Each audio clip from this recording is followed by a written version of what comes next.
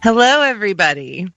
My guest today, Christine Hassler, sent me an email the morning after the election with the subject line, Massive Expectation Hangover, in which she expressed her desire to help as many people as possible deal with their shock and what she recognized would be long-term fallout from their disappointment about the results.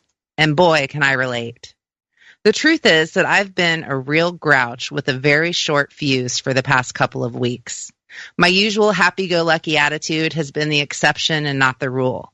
I've been irritable and anxious and taking things far more personally than I normally do. And as I immersed myself in Christine's work, I realized that the symptoms I've been experiencing fit the description of what she calls an expectation hangover to a T. And if my Facebook feed is any indication, I know that I'm not the only one that's been feeling this way. So I've really been looking forward to our time together today. Christine is the author of 20-something, 20 Everything, the 20-something Manifesto, and most recently, the national bestseller, Expectation Hangover. Free yourself from your past, change your present, and get what you really want, which we'll be discussing today. She's also the host of an amazing podcast called Over It and On With It that I highly recommend. You'll be amazed by the depth and breadth of what she covers there. If you're going through it, she's got something valuable to say about it. This is a woman that is like a fountain of practical, inspirational wisdom. So, Christine, thank you so much for being here with me today. Oh my gosh, I've never been compared to a fountain. That's beautiful. I like that one. Thank you. That's totally how I see you. I so appreciate that. I've had the pleasure of knowing you for many years, and I just adore and appreciate you so much. Oh, thank you. The feeling is mutual.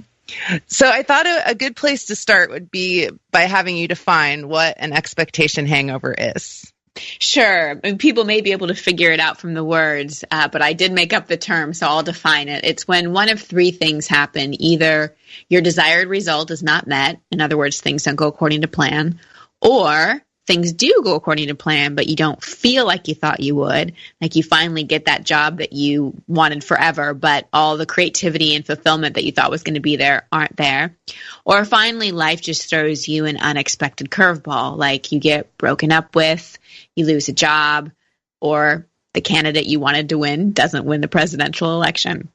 Yes. And do you have any general advice or kind of statement to say about this post-election huge expectation hangover that so many are experiencing? I think it's a really great thing, and here's why.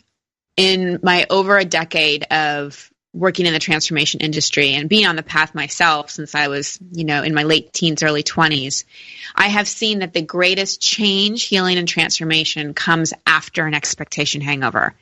Things and people really don't change unless they're confronted with some degree of disappointment, some degree of uncertainty, something they wouldn't like. If Hillary had won, I think that a lot of us might have gone like, oh, okay, well, she won. There's a woman in the office. Like, things are good. We can relax. And what this election has done has catalyzed so many people to go, wait a second, whoa, what just happened? Maybe I do need to be more involved. Maybe I do need to be aware. Maybe I do need to take action. And secondarily, I also think that, things like racism and sexism, things that are now being talked about more and that our eyes are really opening up to, all those things needed to come to the surface. We've passed laws on, civil rights and gender rights, but I don't think we've healed it on a deep level as a nation. So I really, truly believe that this massive expectation hangover is going to provide a huge opportunity for change. And just like it is with human beings and basic psychology, sometimes we have to go through this period of chaos, this time of uncertainty, this times when things feel really bad or scary, to do the healing and the transformational work that we need. So I wouldn't say I'm quote unquote optimistic about it, but I'm in acceptance about it. I'm not in upset about it. The only thing that I am in is in a heightened place of awareness in terms of what I need to do both personally and professionally to empower myself and people to come from both truth and love. Because I've seen a lot of spiritual teachers and people that work in this industry are just like, oh, love, light, and that's great. And we need to be really honest about what's going on, not just in our country, but in the world, and all become more educated about it. Because myself included, I think sometimes we tend to live in our own little bubble, and this election has given us all a massive wake-up call. So I think that's a good thing. Yes. Oh, thank you. I love hearing you talk about that. It just makes me feel so much better. Good. Good. Yeah. And one of your recent e-newsletters, you shared about giving some amazing advice to a group of teenage girls that you were talking to who were really struggling with what's going on right now, and kind of the best way to communicate with others when we strongly disagree with their personal beliefs and political beliefs. And I'd love it if you could share some of that wisdom with us as well. Yeah, well, it was really such an amazing opportunity to speak to this group they were like 14, 15, and 16. And they couldn't even vote, but they were so involved in Hillary's campaign and were so emotionally connected to having her win. And were just devastated. I mean, just devastated, tears and anger. And this is a setback for women. And what is our country going to be like? And they also just were in the place of really not being able to understand how other people could vote for Trump, like how, parents of their friends could vote and all the people that support him and their belief systems. And they were just getting really, really angry. And I said, it's been about a month. So you've had time to feel your feelings about this. Because I do think it's important. And Kim, from my last book, I think it's very important to feel our feelings when we have an expectation hangover. We don't just want to bypass them. We want to feel our sadness, feel our anger, but we don't want to indulge in it because it doesn't really create change. And so what I said is notice that what you're doing, the way you're judging the other side, if we want to call it that right now, is exactly what you're judging them for. So in a way, you're becoming what you hate. You say you hate people that are judgmental or racist or sexist, but you're trying to change hate with hate. And hate can't be changed with judgment. So I said, what if instead of trying to convince them of your opinion, what if it was really about understanding? Because what I've learned is anytime that I have not been in agreement with someone, anytime that someone has had an opinion not like mine, me telling them why my opinion is right has not worked. In fact, it's just made them hold tighter to their own opinion. But me asking them questions about why they believe the way they believe. Because all people, even if from our point of view, what they believe and what they stand for is absolutely ridiculous, on some level it makes sense to them. They believe it for a reason. Maybe based on fear, maybe because they need to believe that to belong, maybe because it's what their parents told them their whole life. And so if we truly want to create more understanding and start to heal some of this massive division and polarity that's in our nation, then we've got to start to understand where people are coming from. Be curious, ask questions, because then we know what action to take. I think that the thing that creates change more than anything is education. You educate people, you give them more options, and they can make different decisions. But we can't make wise decisions in terms of how we want to educate until we understand where people are coming from. So instead of using againstness and judgment, can we use curiosity and understanding so then we can create better ways to educate and inform and hopefully inspire? Yes, that's beautiful.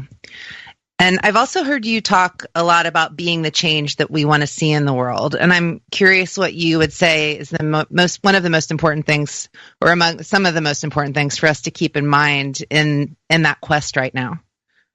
Well, I think the most important thing to keep in mind is how judgmental we are of ourselves and others. We always need to start with ourselves. That's the whole be the change you want to see in the world. We always need to start with how can I become more loving and accepting of myself? If I'm judgmental of, so let's say I'm judgmental of people who are racist, where is that a reflection? Where inside of me am I judging myself? Am I making myself wrong for something? Am I not accepting myself? If we're judging people who don't accept other people, then there must be something inside of us where we're not accepting ourselves. So first look at how you can become a better advocate for yourself and less judgmental of yourself so that you can truly come from a clearer perspective. So I think that's the number one thing. And to also look at the lens you're looking at the world through. If you're looking at the world through a lens of fear, through a lens of what's going to happen. I can't believe this is going to happen. This feels out of control, versus looking at the world through a lens of love of, okay, everything happens for a reason. There's learning in everything. Even during challenging times, there's an opportunity for growth. Then we can be more in a place to come up with ideas that can actually create change. So I think more than anything, this is calling us all forward to look at ourselves, to look at the way we show up in the world, to look at how much we're in our comfort zones. One thing that I've done is, most of the people that know of my work and most of the communities I'm in aren't the people that I'd really love to help catalyze some change in. So I've been looking at where are communities or areas or places I can go, both in America and the world, to bring this kind of conversation to people who may not have access to it. So I think that's also the question we all need to ask ourselves is, okay, if I'm really committed to changing things, not just inside of me, but outside of me, where can I go outside my current sphere of influence to start to make connections and to start to create conversations that previously weren't being had? Oh, yeah, that's great. Yeah, moving out instead of just staying like I'm in Northern California where it's, such a blue state and we're all kind of in this bubble of kind of being on the same page. And so to really look at taking that out where people don't have that same connection. I hadn't thought about that. Yeah, exactly. Yeah. And also something that you said made me think too, that there seems like and you write about this in your book, that there's a lot of future tripping going on right now and a lot of energy being spent about what's going to happen, where that would be better served about asking kind of how can I serve? Exactly. That was another thing that came up in my conversation with the girls. They were like, people's rights are being taken away. And I'm like, whoa, right now, that's not happening. Like, he's not even in office yet. Like right now, your fear is all based on assumption. It is not happening. So it's a waste of energy to worry about things that aren't even a reality. Any kind of worry, I say, is using your imagination poorly. So how can you take that energy that you're using to future trip to an undesirable destination or to worry or to try to figure out things that we just can't figure out right now because, it's not the future yet. How can we just come back to what is this triggering inside of me? I had another in my one of my online courses groups, a woman was talking about how upset she was about the election. And she was really, really upset about the way Trump speaks about women and just was going off on it. And I said, what is this reflecting to you about you? And she said, this isn't about me. This is about Trump. And I said, given your level of upset, there's something that's triggering inside of you. So what is this awakening inside of you? What is this activating inside of you? And after a few more questions, what we got to was she felt very oppressed in her marriage. She felt her husband made all the decisions. She didn't really have a voice. And she just felt very kind of less than as the woman in the relationship. And that's what it was. This was truly catalyzing for her. And that was the healing opportunity that she had in front of her. Oh, wow. Powerful. Powerful. Well, your book, Expectation Hangover, is, like I said, I didn't even realize until just a few days ago. I'm like, oh, duh. No wonder I've been such a pain lately with myself and just like, it's just not been my usual self. And your book really helped me realize how I need to up my own self-care right now. And it's such a comprehensive healing plan. And in the book, you say it's a holistic prescription. And so could you just talk a little bit about why a holistic approach when kind of we're up against the ropes is so important? Yeah, I think we live in a very fast, instant gratification society. And just like, the fitness and weight loss industry has told us that all we need to do is this one exercise or take this one supplement or do this one diet. And that's the key to everything. Well, the personal transformation industry has gotten a little bit like that. Just do this one thing and everything will change. And what I have found, again, in my own life, I've had a lot of expectation hangovers, is that trying to speed through our transformation and trying to address just one level doesn't work. And so in my own life, in my work with people, we look at the emotional, mental, behavioral, and spiritual level, because we can't just feel our feelings. We can't just change our thoughts. We can't just change different actions, and we can't just use meditation or spirituality or even forgiveness to heal disappointment. we need the holistic approach on all levels because we are human beings. We have emotions, we have thoughts, we have actions, and we have a connection to spiritual practice and power. So looking at all of those different areas provides a thorough healing. Expectation hangover, people think it's about managing expectations and just, getting over disappointment. And it's a little bit about that, but it's really, truly about healing because any expectation hangover is usually triggering other events, either events that are going on in our life now, like that example I gave with the woman who felt oppressed in her marriage, or expectation hangovers from our past that we never really heal. If you're continuing to attract unavailable people in relationship, maybe you never have healed the fact that your father always felt really distant and never felt emotionally available. Yeah. Yeah. And one of my favorite parts of the book is the role-playing prescriptions, and you offer a different one for all 4 of the components of the healing program. And so I thought it would be fun to go over a couple of those. And for the emotional level, the role that you encourage us to adopt is that of the surfer. So what can surfers teach us about dealing with emotions? Maybe it's living in California for 15 years that inspired this metaphor, but I don't surf, but I like watching surfers. And what I've noticed is that, the ocean is not controllable. Yeah. Anytime we try to control a wave or control the ocean, that's just a lose-lose situation. And in surfing, you really have to learn how to ride the wave. And when you try to control the wave, when you fight the wave, you resist the wave, you're not going to catch it. And you're going to end up either, hit by your board or flailing around in the water and you're never going to really surf. And our emotions are often like the ocean. They feel, quote unquote, out of control. But the thing about emotions is that they're not either out of control or in control. They just are. They just need to move through us, just like waves need to move through the ocean. And when we attempt to suppress them or control them, we end up recycling them versus releasing them. So if we think of using the metaphor of a surfer, the way a surfer gets on his or her board and rides the waves without controlling them and just really takes it as they come, same with emotions. We need to learn how to ride the waves of our emotions and feel the feelings all the way through rather than attempting to interrupt them or repress them. And I was on the Purdue equestrian team in college, so I love the role-playing prescription for the mental level, which is the horseback rider, and especially the woeing technique, which is so much fun. I like using it all the time, so it's really fun. So would you tell us about the woeing technique and how it can help us manage our minds? Yeah, so I have always had a very strong mind. My mind runs away sometimes like a galloping horse. And what I've learned is that, our mind is like a galloping horse, but we are the rider. We have the reins. So it's up to us to have dominion over our mind by having dominion over our thoughts. And when we notice the thoughts are going off in a direction that's, a negative direction or a worrisome direction or a fear-based or future tripping direction, we go, whoa, just like we would to a horse. And we pull back on the reins and we stop that train of thought.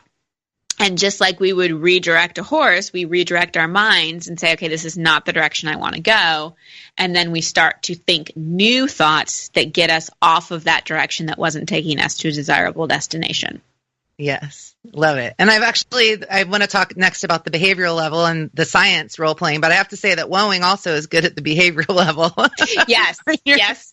Yes, it is. You can take that over when you see yourself doing things like get out of the refrigerator. Yeah, that was the example I was going to use. Oh my gosh, so we're on the same wavelength. Yes, walking to the refrigerator. Whoa, you're really not hungry for ice cream. You're hungry for connection and love and soul food.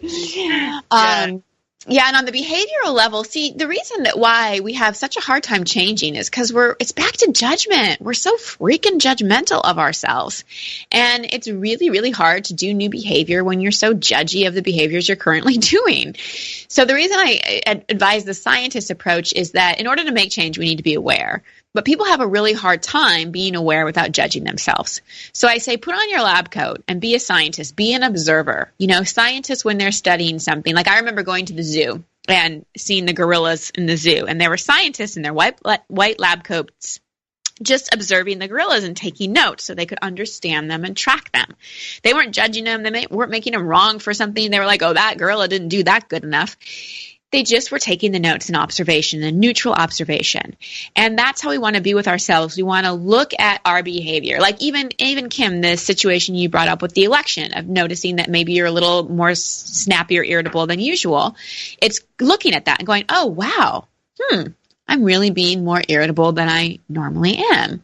What could that be about?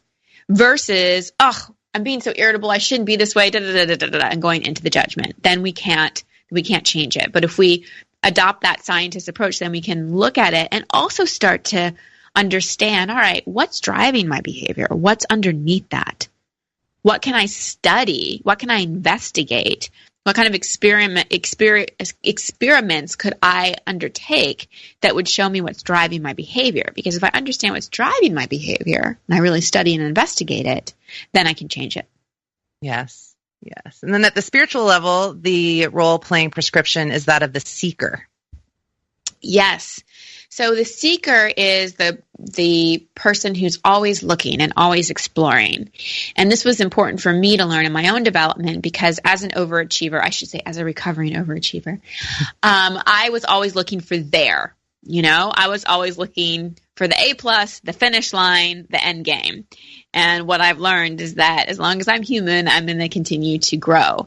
And when I adopt a seeker's mindset, that I'm always looking, that I'm always growing, not from the perspective of there's something wrong with me and I'm going to change it, but really from the perspective of what can I learn? Mm-hmm. And I continue to look at life like a school and life as a series of lessons. And when expectation hangovers happen, as a seeker, I don't ask, why did this happen to me? I ask instead, why did this happen for me? And what can I learn? Yes. We're starting to run out of time, but I want to quickly go over at least one of the quick fixes that work, what you offer at the end, because I think that being of service, which is one of them, is so important right now. And can you just talk about how being of service can help us deal with our own expectation hangovers? Oh, absolutely. I think a lot of times why expectation hangovers are so hard is because we get so self-involved and so self-absorbed, often in a negative way. And the best way to get out of our own head is to go and serve someone else. Not only does it remind us of what we have to be grateful for, but it just puts us in the energy of contribution and connection. And so often in expectation hangovers, we feel a sense of isolation. We can feel really, really, really lonely. And so service isn't just about being grateful. It's really about being connected. Whenever we serve, and that can be, in your church, it can be volunteering, it can be calling a friend and saying, hey, I know you've been having a hard time, I'm going to come over and cook you dinner. Or I know you've wanted to clean out your closet for a while, let's do that. It doesn't have to be this major thing that you do. It can be little ways, paying for the person's groceries behind you, but letting them know you did so you can have that connection, not again for validation, but just for like, wow, it feels really good to connect with another human being and do something for them. Yeah, and even maybe as small as just intentionally smiling at strangers. Absolutely. It's a small act of service. It can be so simple, I think. Absolutely. Yeah. Yeah. And what final parting words of wisdom or advice do you have to offer for those who are going through a challenging time right now? Well, first to know it's not going to last forever, especially if you use the tools. Get expectation hangover. It'll speed up your recovery time. And as soon as you can, move into acceptance. And I said this to the girls about the election. Acceptance doesn't mean you condone it. It doesn't mean resignation. It doesn't mean that you're going, all right, I love the fact that I've just gotten dumped or I lost my job. No. Acceptance means I accept it. I'm going to stop fighting against it. I'm going to stop doing shoulda, coulda, wouldas. I'm going to stop living in the past, thinking of all the ways I could have done something differently. And I'm going to look at this expectation hangover as an opportunity to heal not only this, but whatever else it's triggering. And I'll finish with saying, and I wrote about this in the book, I got divorced when I was like 31. And someone said to me, Christine, milk this divorce for all it's worth. And I said, what do you mean milk it for all it's worth? I'm not going to court or alimony or anything. He goes, no. I don't mean financially. I mean, this divorce will catalyze all kinds of feelings, all kinds of misunderstandings. Don't ignore a single one. You will grow so much mentally, emotionally, spiritually, financially, everything, if you really dive deep into this. Don't miss a step. And that was such great advice. It's what inspired Expectation Hangover. And truly, that divorce was the most profound thing that's ever happened in my life and improved every aspect of my life. Well, thank you so much for using your challenging time to help all of us through our challenging times, and just for being, like I said, you're a fountain. You're wonderful, and I appreciate you so much. Thank you. Thank you so much. Thank you so much for having me.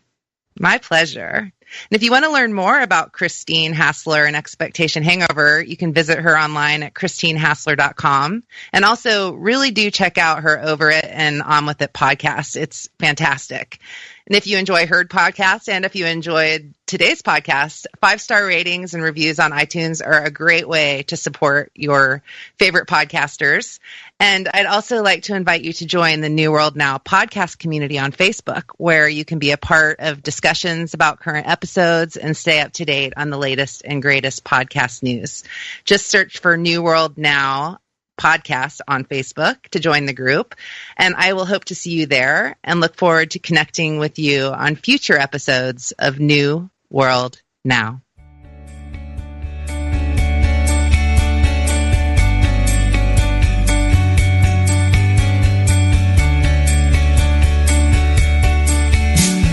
Thank you for listening to New World Now with Kim Corbin from New World Library. New World Library publishes books and audio that inspires and challenges us to improve the quality of our lives and our world. For more information about their books and authors, visit them online at newworldlibrary.com.